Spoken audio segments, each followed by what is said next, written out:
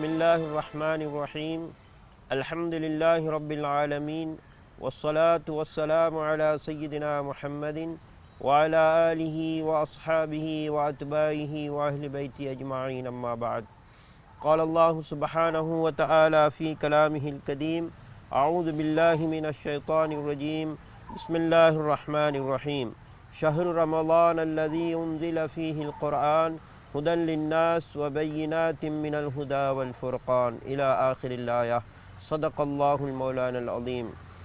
சர்வ புகழும் புகழ்ச்சியும் ஏகவல்லனாயன் ரப்புல் இஸ்ஸத் எல்லாம் வல்ல அல்லாஹ்வுக்கு சுப்ஹானஹு வ தஆலாவுக்கே உரித்தாக்குக.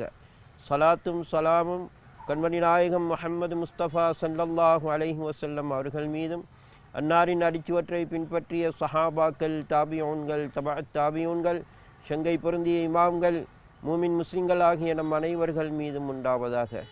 அன்புக்குரிய நேயர்களே, அல்லாஹ்வுக்கு சுப்ஹானஹு வ தஆலாவுடைய மாபெரும் கிருபையினால் இந்த வருடம் மீண்டும் ஒருமுறை ஷங்கையான ரமலான் மாதத்தை சந்திக்கக்கூடிய பாக்கியத்தை அல்லாஹ்வுக்கு சுப்ஹானஹு வ தஆலா எமக்கு அருளி இருக்கிறான்.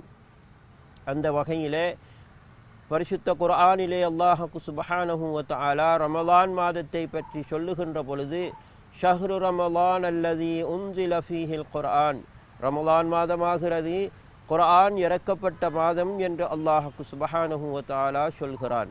அந்த வகையிலே ரமலான் மாதத்திற்கும் அல்லாஹ்வுக்கு சுப்ஹானஹு வ தஆலா இவ்வுலகத்திலே இறக்கி வைக்கப்பட்ட வேதங்களுக்கும் நெருங்கிய தொடர்பு இருக்கின்றது. அந்த வகையிலே ஹதீஸ் ஷரீஃபிலே நாங்கள் பார்க்கிறோம், ரமலான் மாதத்தினுடைய முதலாம் இரவிலே நபி இப்ராஹீம் அலைஹிஸ்ஸலாம் அவர்களுக்கு அல்லாஹ்வுக்கு சுப்ஹானஹு வ தஆலா சுஹுஃப்களை வழங்கினான். அதன் பிறகு நபி இப்ராஹீம் அலைஹிஸ்ஸலாம் அவர்களுக்கு சுஹுஃப்களை வழங்கி 700 வருடங்கள் கழித்து நபி மூசா அலைஹிஸ்ஸலாம் அவர்களுக்கு இறைவன் அல்லாஹ்வுக்கு சுப்ஹானஹு வ தஆலா தௌராத் வேதத்தை அருளினான். தௌராத் வேதம் அருளப்பட்டு 500 வருடங்கள் கழித்து ரமலான் மாதத்தினுடைய 12ஆம் இரவிலே நபி தாவூத் அலைஹிஸ்ஸலாம் அவர்களுக்கு அல்லாஹ்வுக்கு சுப்ஹானஹு வ தஆலா ஜபூர் வேதத்தை அருளினான்.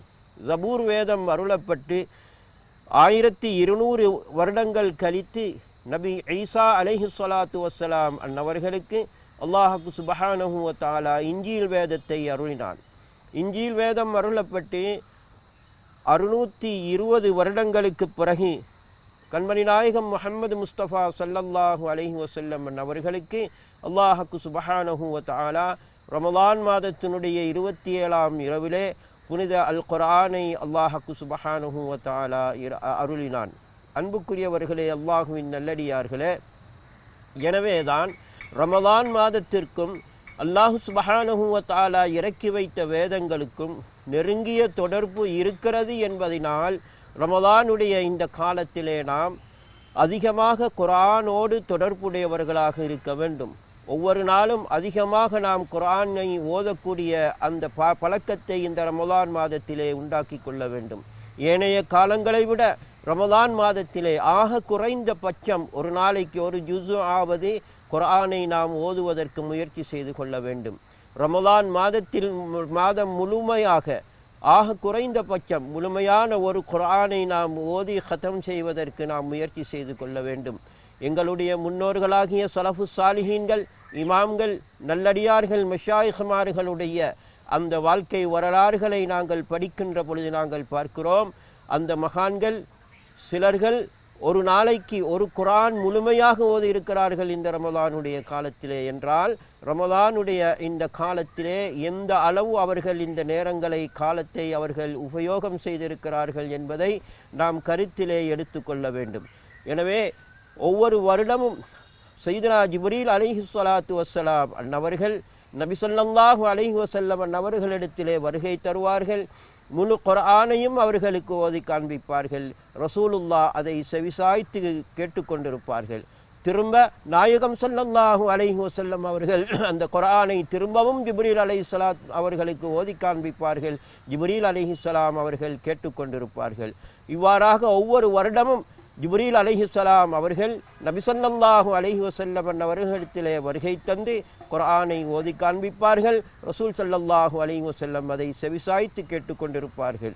கண்மணி நாயகம் ஸல்லல்லாஹு அலைஹி வஸல்லம் அவர்கள் இந்த உலகத்திலே இருந்து மறைவதற்கு அந்த கடைசி ரமலானிலே வளமைக்கு மாற்றமாக ஹஜ்ரத் ஜிப்ரீல் அலைஹிஸ்ஸலாத்து வஸ்ஸலாம் அன்னவர்கள் 2 மடங்கு 2 தடவை அந்த ரமலானுடைய அந்த வருடத்திலே கடைசி வருடத்திலே இரு தடவை ரசூலுல்லாஹிடத்திலே வருகை தந்து குர்ஆனை ஓதி காண்பித்தார்கள். இதன் அடிப்படையிலே எங்களுடைய இமாம்கள் முன்னோர்கள் ஒரு அமலை எமக்கு வகுத்து தந்திருக்கிறார்கள்.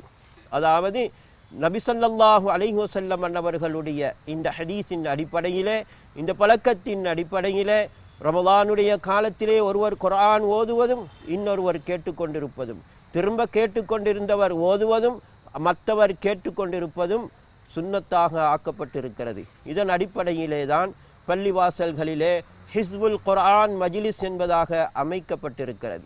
அந்த ஹிஸ்புல் குர்ஆன் மஜ்லிஸிலே ஒருவர் ஓதுகின்ற பொழுது மற்றவர்கள் செவிசாய்ப்பதும், மற்றவர் ஓதும் போது அடுத்தவர்கள் கேட்டுக்கொண்டிருப்பதும், ஒருவர் ஓதுவதை மற்றவர் கேட்பதற்குரிய அந்த சந்தர்ப்பம் அந்த ஹிஸ்புல் குர்ஆன் மஜ்லிஸிலே நமக்கு கிடைக்கிறது. எனவே பேரன்புக்குரிய அல்லாஹ்வின் நல்லடியார்களே, ரமலானுடைய காலத்திலே நாம் அதிகமாக குர்ஆனோடு தொடர்புள்ளவர்களாக நாம் ஆக வேண்டும். அதே நேரத்திலே மஸ்ஜிதுகளிலே, பள்ளிவாசல்களிலே தராவீஹ் தொழுகைக்கு பிறகு நடக்கக்கூடிய ஹிஸ்புல் குர்ஆன் மஜ்லிஸ்களிலே நாம் கலந்து கொண்டு எங்களுடைய குர்ஆன் திலாவத் ஓதக்கூடிய முறைகளை, தஜ்வீது முறைகளை நாம் சரி செய்து கொள்ளக்கூடிய அந்த சந்தர்ப்பம் எமக்கு கிடைக்கிறது. எனவே இவ்வாறான ஹிஸ்புல் குர்ஆன் மஜ்லிஸ்களையும் நாங்கள் ஹயாத்தாக்கி கொள்ள வேண்டும். இந்த புனிதமான ரமலானுடைய காலத்திலே அல்லாஹ்வுக்கு சுப்ஹானஹு வ தஆலா அதிகமாக குர்ஆனை பாராயணம் செய்யக்கூடிய அந்த தௌஃபீக்கை எமக்கு செய்தருள்வானாக. ஆமீன். வ ஆகிரு தஅவானா அல்ஹம்துலில்லாஹி ரப்பில் ஆலமீன். அஸ்ஸலாமு அலைக்கும் வ ரஹ்மத்துல்லாஹி வ பரகாத்துஹு.